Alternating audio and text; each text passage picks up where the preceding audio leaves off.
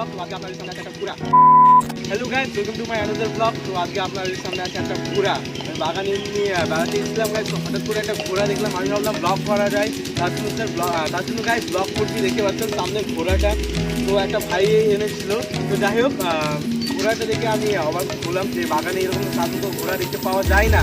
তো দেখতে পাচ্ছেন ঘোড়াটা গাইস, আর পাশা ঘোড়াটা তো গাইস ঘোড়াটা এইভাবে দড়ি দিয়ে বাঁধা আছে এবং ঘোড়াটা বাগানে ঘাস খাচ্ছে।